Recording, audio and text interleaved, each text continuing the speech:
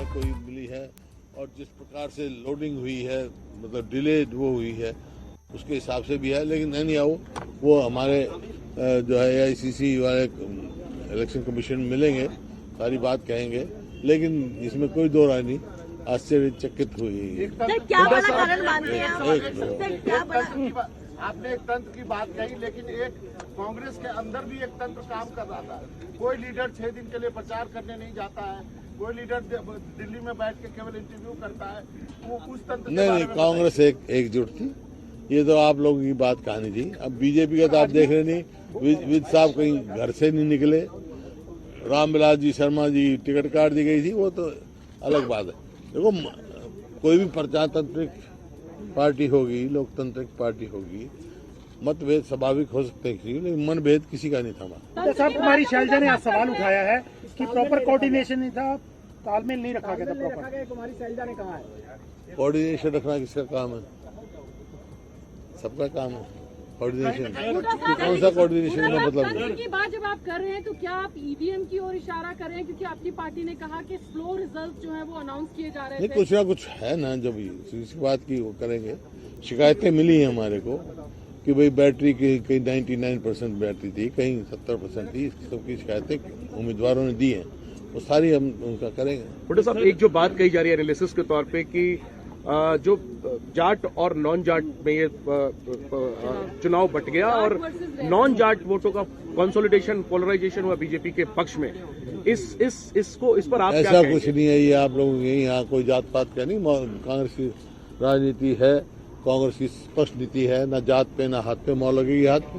हुड्डा साहब, अब आपके पास क्या ऑप्शन बचता है? अब तो नतीजे सामने हैं, अब ऑप्शन आपके पास क्या बचता है? क्या करने वाले आगे आप? आगे क्या करने वाले हैं? प्रजातंत्र है, जहाँ लोगों ने जो फैसला होगा वो स्वीकार करेंगे हम। लेकिन जो है, कहाँ कुछ रही है तंत्र में, कहाँ कुछ हुआ, उसकी जरूर हम। भूपेंद्र सर, EVM को लेकर लोकसभा चुनाव में भी तमाम सवाल खड़े हुए थे। कई सीटों पर मार्जिन को लेकर, वोटों की गिनती को लेकर सवाल हुए थे और उसके लेकर संतुष्टिपूर्ण जवाब नहीं मिला था। अभी जिस तरह के सवाल उठ रहे हैं 99% और 66% वाला, जहाँ पर नई EVMs का इस्तेमाल हुआ, बता चुके इनको लेकर किस तरीके से बता चुका मैंने। रिप्रेजेंटेशन वो AICC में जयराम ने कहा है, वो करेंगे बात। जयराम जी ने कहा है कि शिकायत जाएंगे। जयराम जी ने कहा है कि इस रिजल्ट को कांग्रेस स्वीकार नहीं करेगी।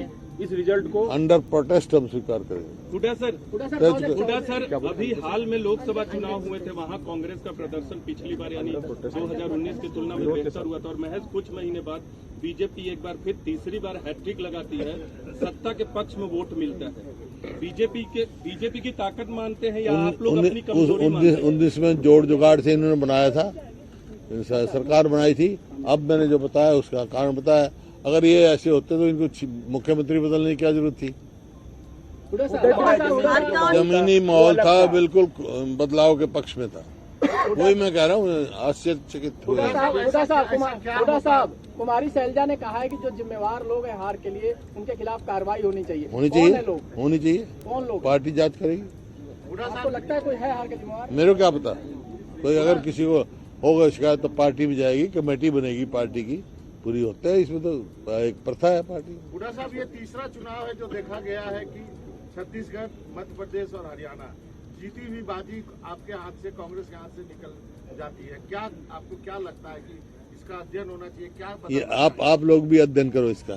सर, एक आखिरी सवाल सर, इस चुनाव में आप लोग भी अध्ययन करो। सर, इंडिया गठबंधन इस चुनाव में एकजुट नहीं रह पाया। आम आदमी पार्टी के साथ आप लोगों की बातचीत चली, जो बन नहीं पाई बात। समाजवादी पार्टी के साथ गठबंधन की बात नहीं हुई। क्या मानते हैं? ये आपको हमारी बात क्या पता? गठबंधन समाजवादी के साथ कोई बात ही नहीं चली हमारी, ना उन्होंने कहा कभी, ना बात है। पार्टी ने कहा कि अगर अलायंस होता हमारा तो आम आदमी चला था, हमने ऑफर किए थे, लेकिन आपने देखा क्या परफॉर्मेंस क्या थी। उस कमी की वजह से क्या ये परिणाम आया? अरे नहीं, ये क्या अलायंस की बात है?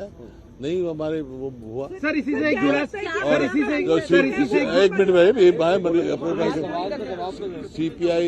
CPM ने मांगी सीट हमने दे दी।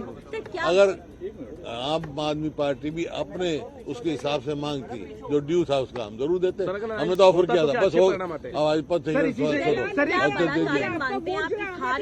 आपने तमाम मुद्दे उठाए, लेकिन इसके बावजूद आप लोगों की हार हुई है और आपने 10 साल बीजेपी की एंटी इनकम्बेंसी का हवाला बार बार दिया। क्या बड़ा कारण लगता है आपको इस हार का, इस चुनाव में?